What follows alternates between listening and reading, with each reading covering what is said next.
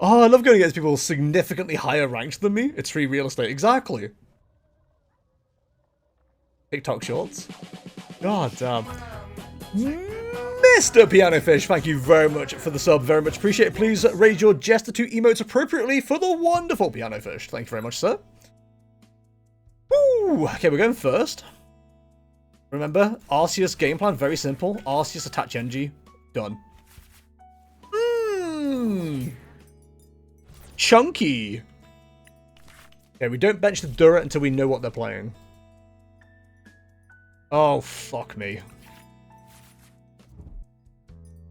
Okay, so this is the kind of game where we are going to need to bench an extra Arceus.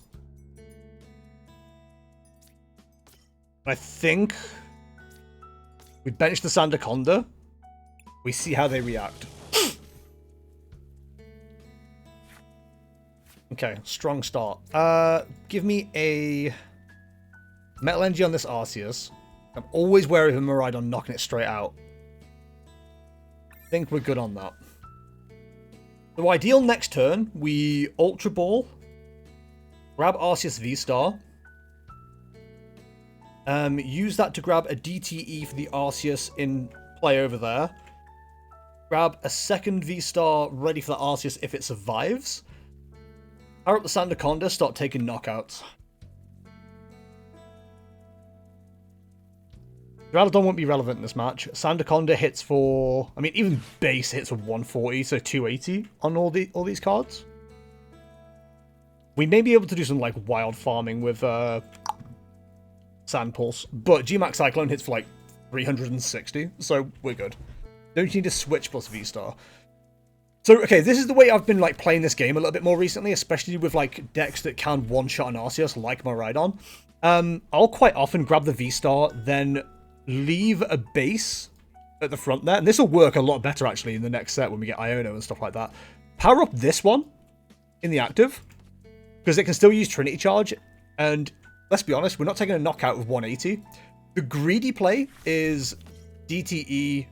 We need to switch as well to make this work, but grab DTE and Choice Belt, take the Raichu knockout. But we don't need to put any damage on Raichu right now, so we can kind of afford to drop 2 prize cards. Like I said, it works a lot better next set as well, once we've got some revenge mechanics. But I've done this on purpose to leave the energy there, because if they then have to boss it up if they want to get rid of the one with energy. There is a method to the madness. And the ultimate play as well is like Sandaconda attacks for 1 on the VMAX. And that can't get KO'd in one go either. It would suck to have to evolve it just to, like, you know, lose it next turn, but it helps. But they're playing the Mareep versions, that's... realistically, when I saw the Mareeps, I should have gone, you know what, I'm probably fine. But it still runs, like I said, well, not bad to say, but I was going to say, electric generators, so it's still the threat of a Miraidon moving up and taking a single KO. So now, if this Arceus goes down, we move this Arceus up, put the DTE on it, we've already got the V-Star, we've got the damage and the energy. It's a simple message, but it comes from the heart. We're not going for the Miraidon play yet, that's good. That is awesome. But we want the research, actually, so... Makes sense, thanks for explaining. It's okay, if there's anything, like, I do that confuses you at all, just say, because I kind of, like, don't... I have a bad habit of not explaining what I'm doing, and I really need to get out of it, because it doesn't help other people. So, if we go for the Arceus here, we can absolutely switch in DTE, that would absolutely work, but let's see what we get off research. There's the Choice Belt, awesome, so we want the switch in DTE.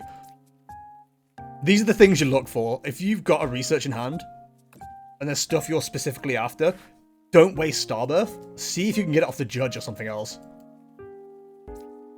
Our minor issue is... Oh, we do have Switch, never mind. I say we don't have Switch, but we do. Big brain jester.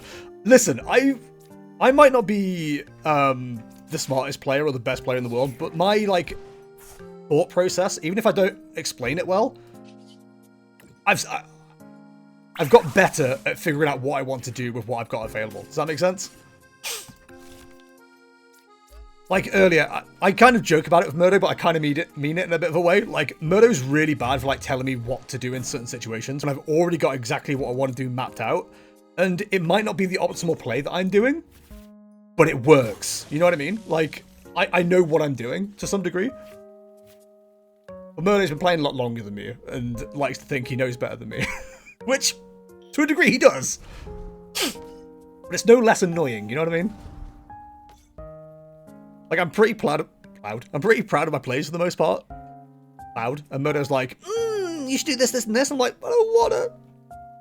Thing is, though, you need space to make a mistake so that you can learn from it. Exactly, right? That's what I was talking about with the thing on Tuesday. I will now stare at my hand before I judge because I threw that fire energy away. I probably lost the game because of it. Loving that t-shirt. Thanks. Kaya bought it me. Yames. So, our smart play here, I think, is retreat the Arceus because it doesn't get knocked out. Bring up the Sandaconda because it don't. Volo this Arceus. Start powering up this Arceus on the bench, just in case.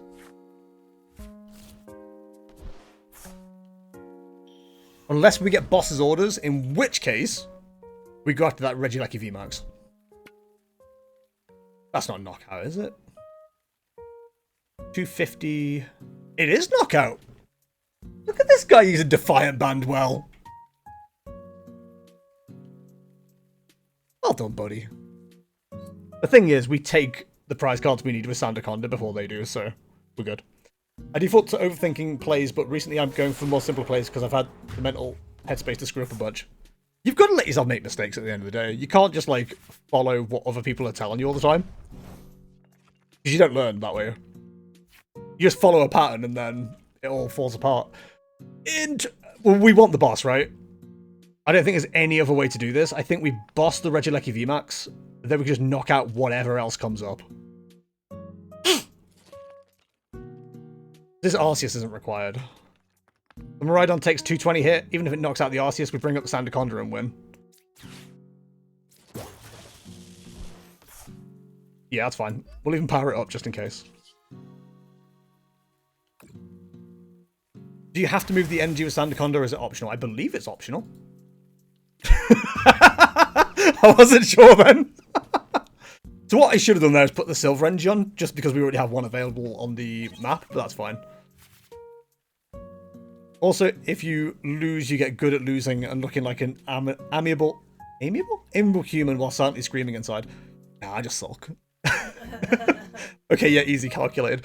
Yeah, No design. No, absolutely not. The boss top deck there was perfect. Like, that was our, like, plan B, and our plan B was forced upon us, and we got it anyway. That was amazing.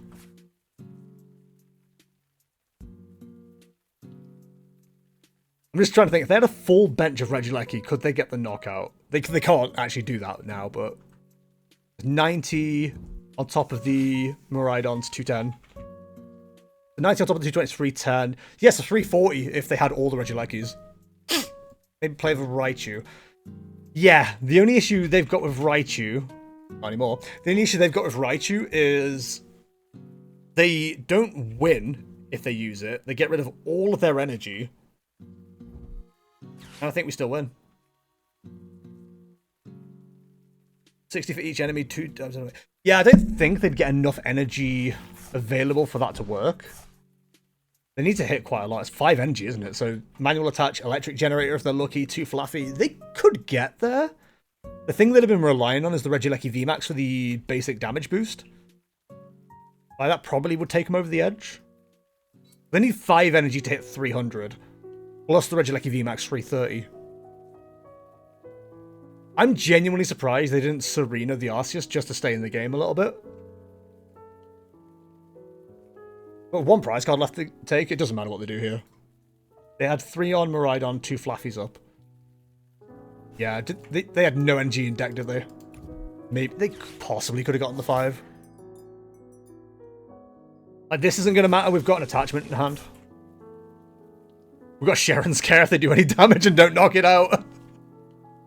I think I'm too tipsy to play Lost Zamazenta, but I haven't judged the optimal level of tipsy to play this game yet.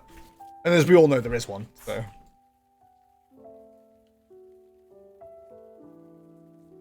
The even funnier part is, if they left this Arceus in play, I can use Beach Court to retreat it for 1.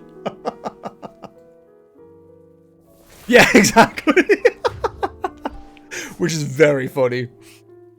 I swear to God, if they concede before I take the knockout, I'm going to throw hands with the internet. I mean, if they're the kind of player that cares about getting, like, within, as many prize cards as possible, which you should on live for the points you get, then fair enough, you played as best you could there to get, like, the maximum prize cards. But still, you could see from, like, the previous turn that was game. The optimal level for anything is slightly less than 2 drinks, at least that's what I've learned from Mitchell and Webb. I don't know that they're good barometers for anything, to be honest.